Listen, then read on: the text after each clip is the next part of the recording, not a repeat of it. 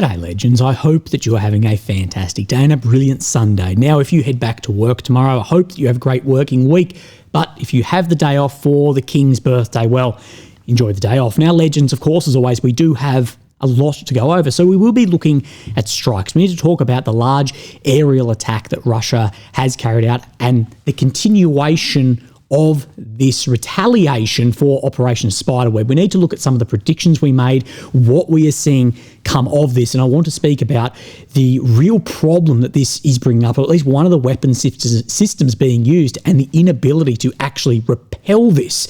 We'll look at strikes. Of course, there is a Su-35 has gone down, and very large claims around a Russian train. We'll talk about that. We need to look at the maps. Now, we have a pre-maps folder today. This is going to be looking at defensive works and claimed Russian goals and targets over the next coming year and a half. We need to then look at the maps, compare maps, geolocations, the usual, and then we'll talk about the body exchange, because Russia, they are saying that they are ready for the 6,000 for 6,000 then body exchange that was meant to be worked out, and that they are waiting on the border with freezer trucks, and that Ukraine hasn't turned up. So we'll talk about that. Let's start with these strikes. Now, what I do need to say in the beginning is you need to realize there is it takes a long time to do these videos, from research to filming to editing to posting, so sometimes they won't be completely up to date. Now, there is a lot of claims going through all of the Ukrainian pages today of Spiderweb 2.0, they are calling it, where they claim a train carrying then grain carts had doors open up, drones fly out, and has struck a Russian military train. What they are claiming is that multiple tanks, they're claiming also 100 military vehicles. Again, it's been about 7 hours since the initial claims came of this, and it all comes from a screen grab of a telegram I cannot find the original for. So wait out on all of that. Absolutely. And a lot of people are saying things like this. So I've never seen 100 vehicles on a train, and even if this did happen, I'd be surprised if it's no more than 30. I've seen no images. Just knocking over an armoured vehicle isn't killing it either. So again, with all this, it's just worth, in case it does happen, to then speak about it right in the beginning, but wait out on any of that. The reason I say it's been several hours is footage of this, of course, will always come out very, very quickly, as we've seen with all other operations, like we see with this. And this is in Kursk. This is a Russian Su-35 that has been intercepted and destroyed. Now, remember, we have a very high threshold with aircraft. Why do we have that? Because all the pages love to claim absolute bullshit numbers around aircraft, and like the boy who cried wolf, this is what we have to do. So our threshold is either self-confirmation, so Russia confirming Russian losses, Ukraine confirming Ukrainian losses, or footage.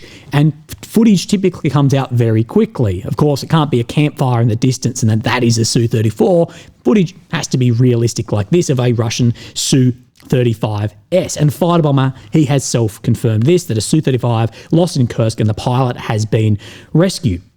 Now, the main claim that I'm seeing is this was a Patriot air defense system. And I think that is most likely, although there are a lot of other pages claiming it was an F-16. I think most likely it was a Patriot system.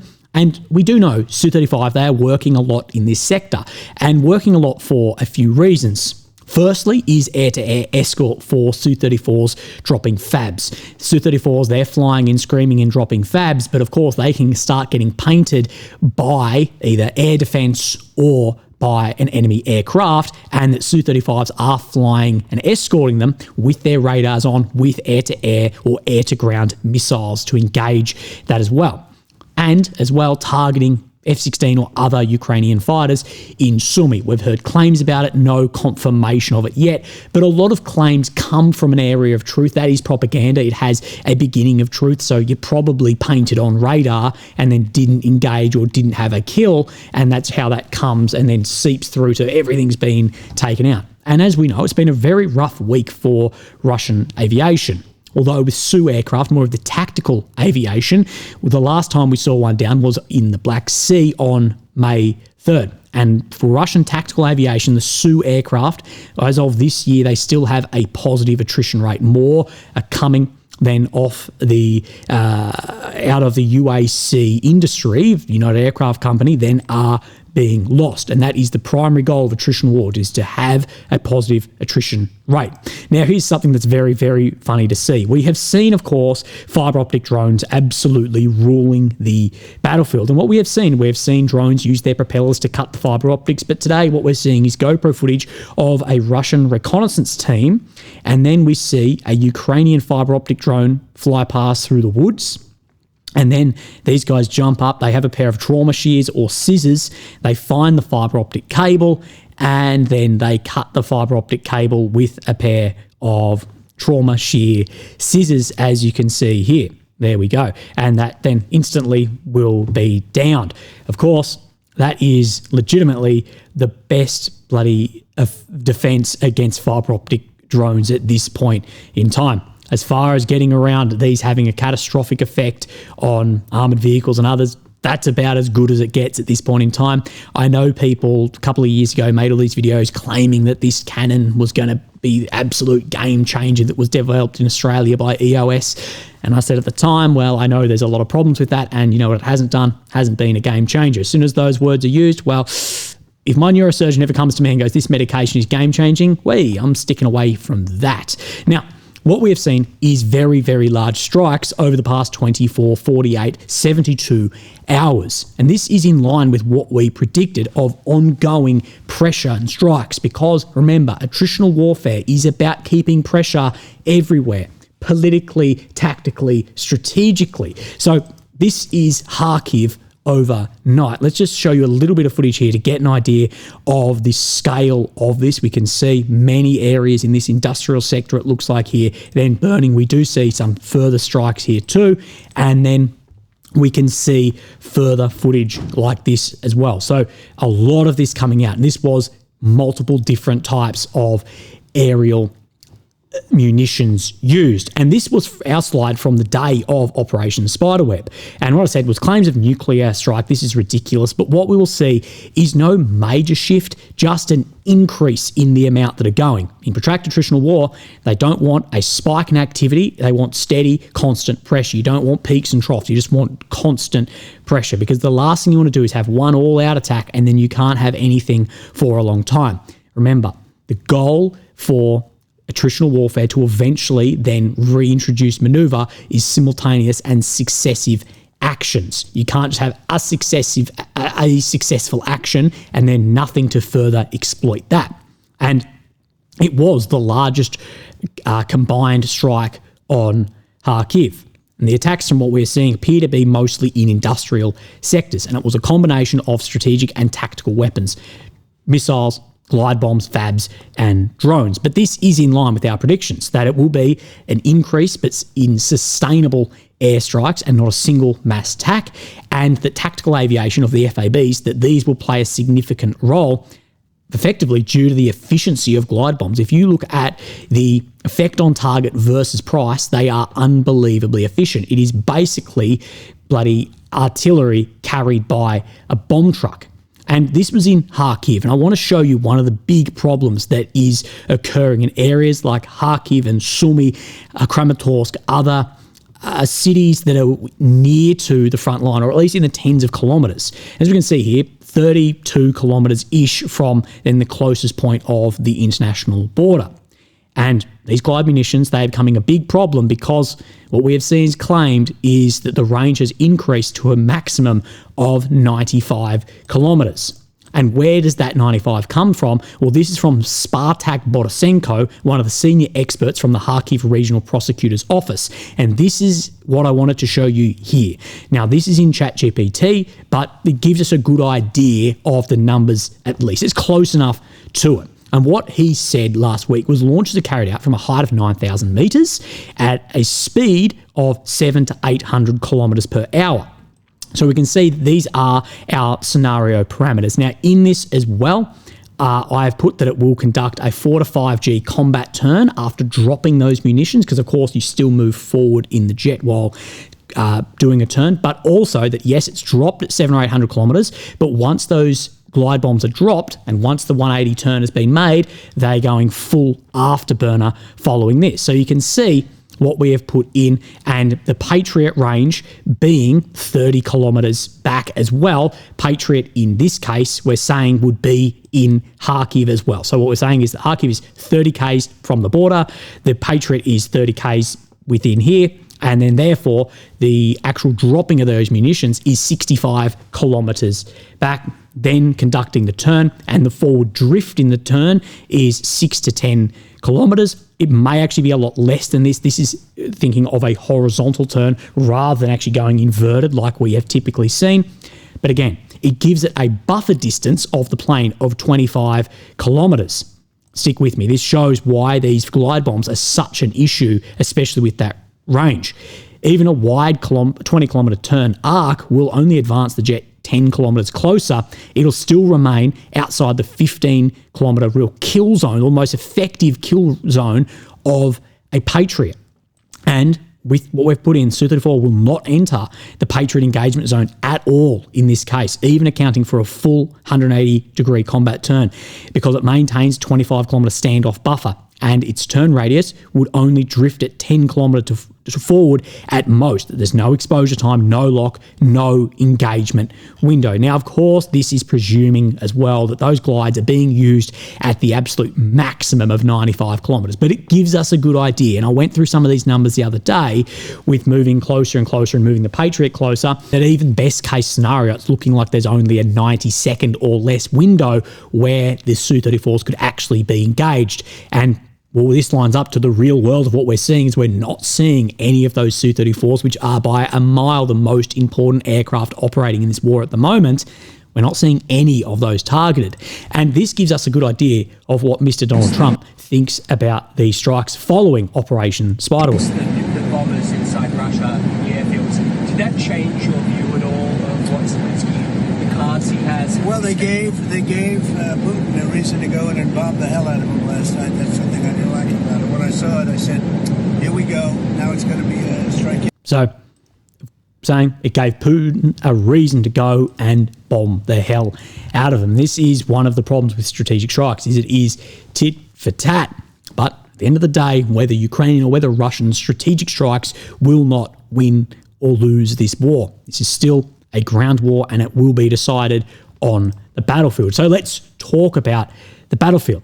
Now, ISW, who has had some fantastic analysis like this back in 2023, that Putin has ordered the Russian military command to hold all Russia's initial defensive positions to create the illusion that Ukrainian counteroffensive haven't had achieved any tactical operational effects despite substantial Western support. Okay. Anyway, who've had fantastic analysis like this, then share this today, showing a map. And of course, you have the Dnieper River, which really splits Ukraine in half. And what they say here is a senior Ukrainian official reported that the Russian military intends to seize half of Ukraine by the end of 2026.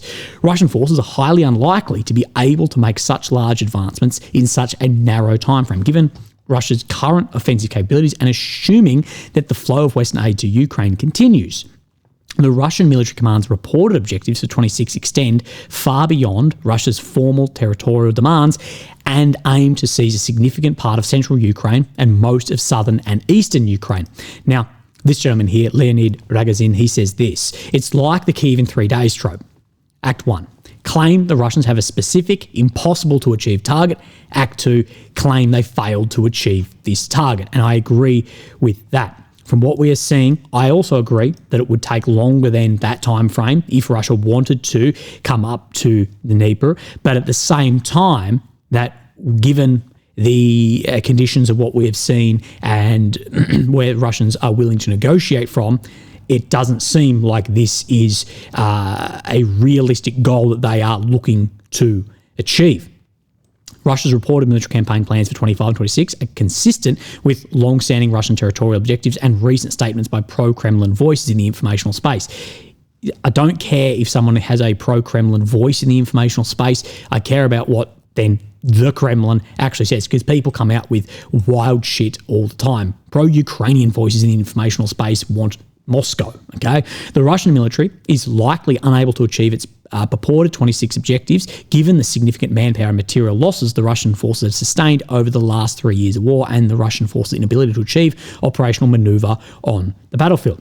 Now, again, ISW are not taking into account any manpower or material losses on the Ukrainian side here either. And what I will say about this is what we are seeing at the moment, yes, this looks unrealistic, but we don't know how far down the line of attritional warfare we actually are. And that is the thing, is you don't know until you've crossed the event horizon. It's too late and things are moving around. We may be a day, we may be a year, we might be 2 years, but we really don't know because we can't get good numbers of manpower losses.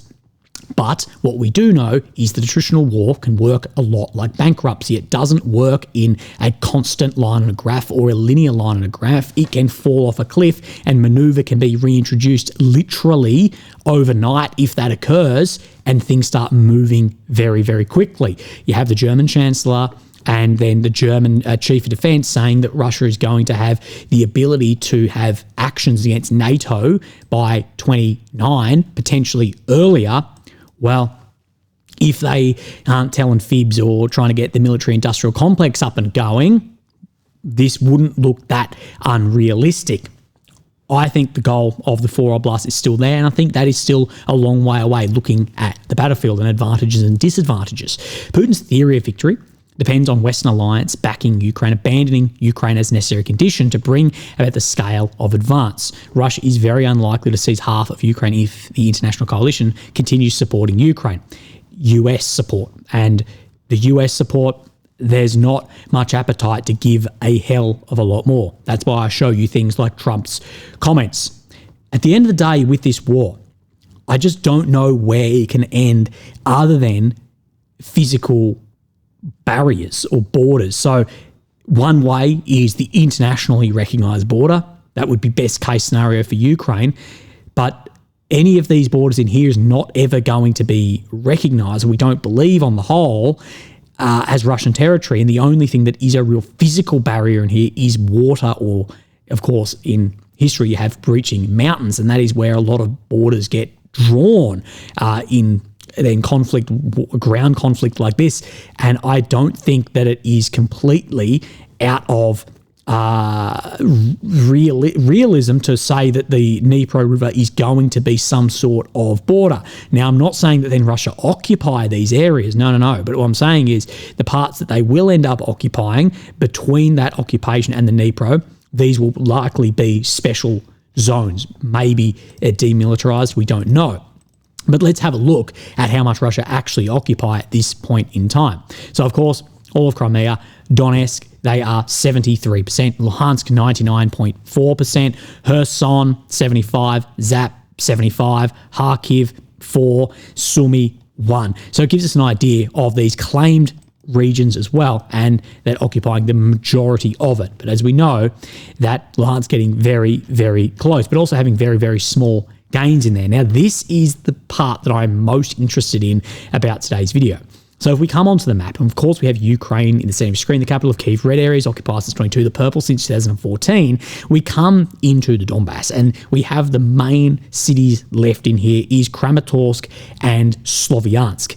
And of course, then the border of then through then the Donetsk Oblast. So this is very, very interesting to see from Mr. Clement Molin here, one of the best geolocators and reporters of Ukrainian defensive positions. And he says, as I demonstrated yesterday in English, the Ukrainian army is developing its new defensive line in the Donbass to the west of the region and main cities. In this photo alone, I added about 15 new trenches today. But this is what is so interesting to myself, is that this is getting developed behind or to the west of these main areas.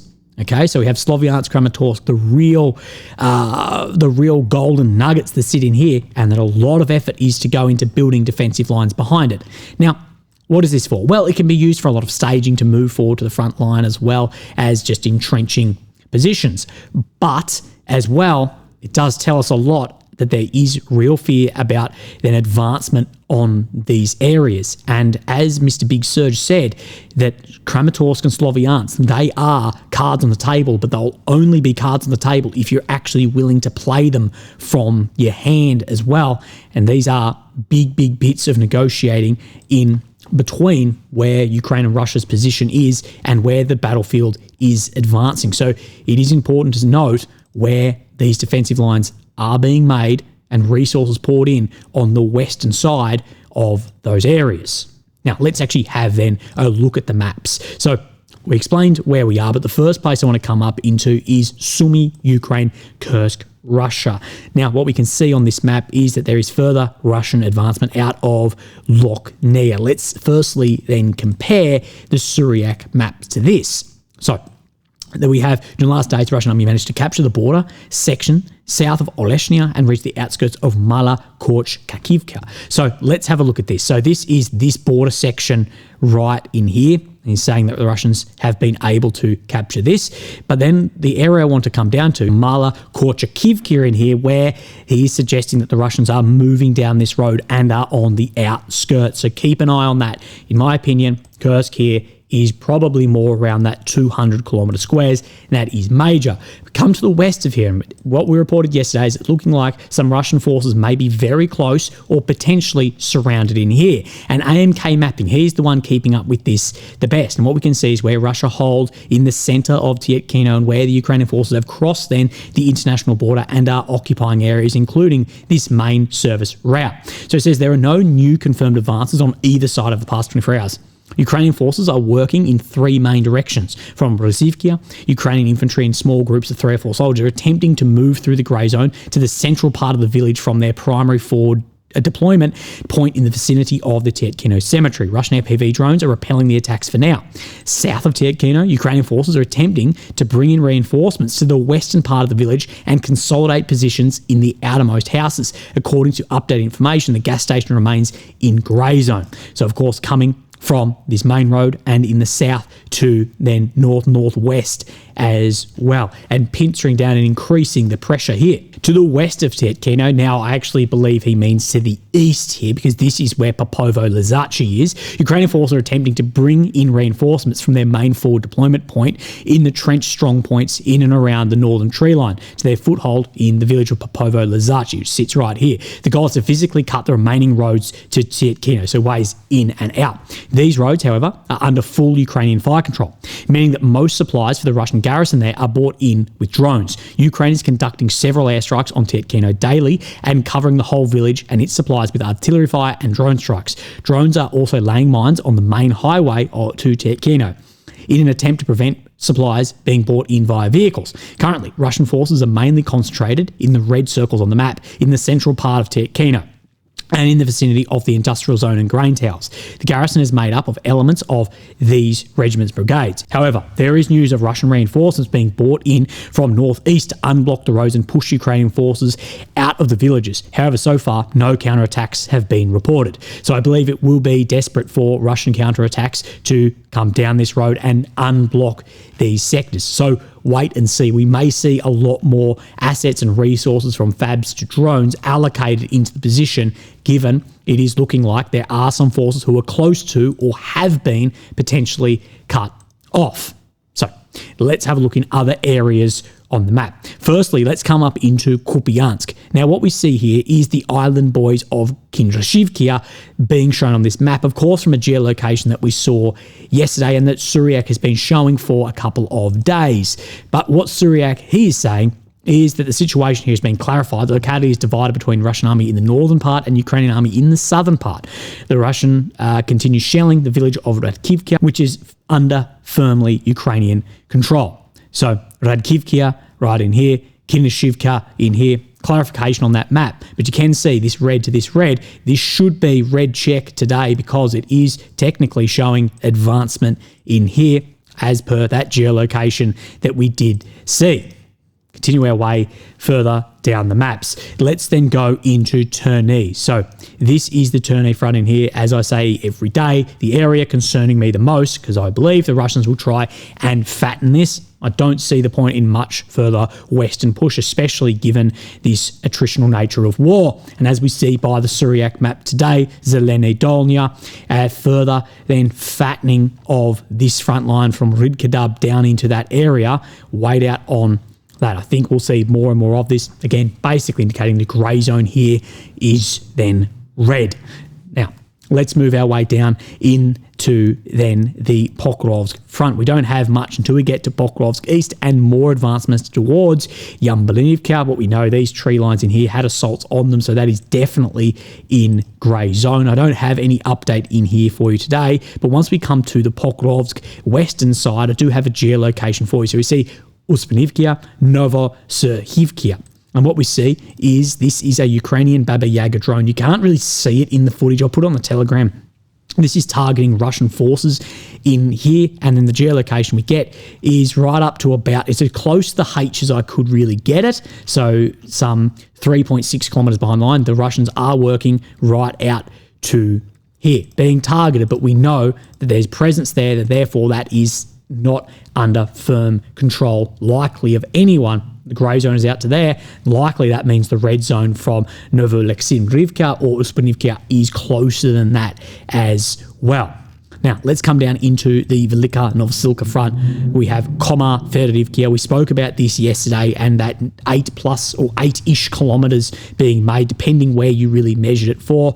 And Surik is saying that the Russian army made advances in Oleksivka and approached the centre of Koma, so all the way up here. Now, there is a geolocation right about here. It lines up with this map, so I didn't feel I needed to then show it today. But he's also showing on then the just west of here, that Oleksivka, that there are further advancements. Of course, he's saying into the, you say centre? No, just into Oleksivka itself. We can see the grey zone moving here.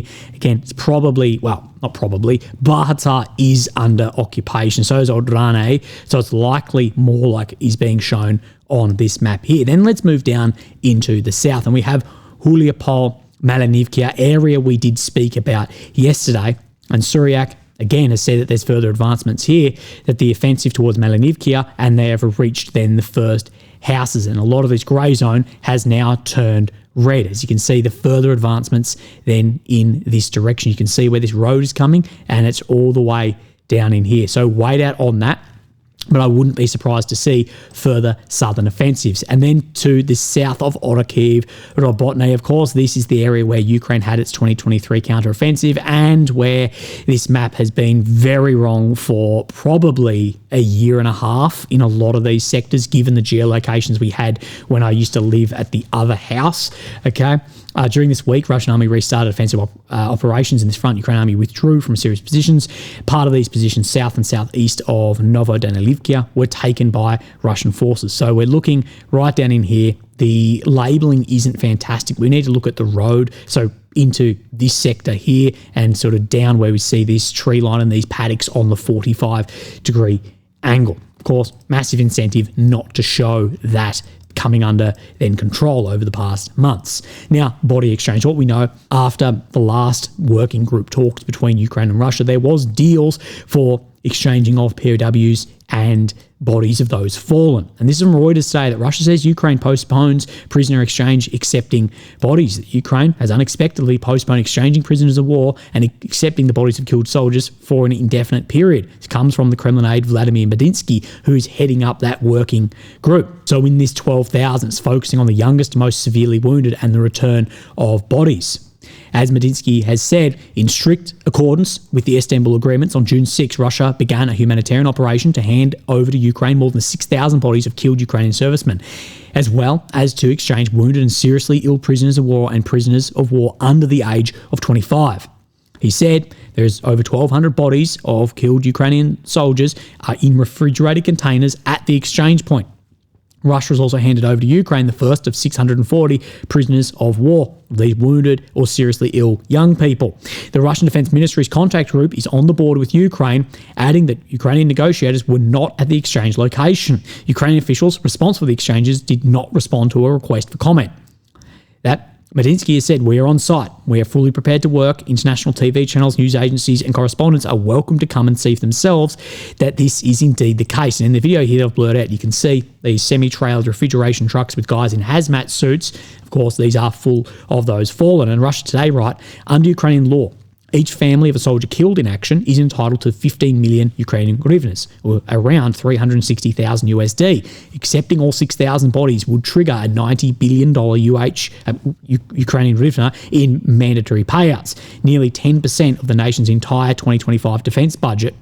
The budget is already facing a 200 billion hryvnia shortage, and that overall this would be 2.16 billion USD. And we have spoken about these figures before. Now, some people have said this figure got taken down. I haven't actually seen that. I did look for it, and many and RT, they are writing that this is the problem in here of a lot of these are not identified, that it could incur a multi-billion dollar then payouts to be triggered.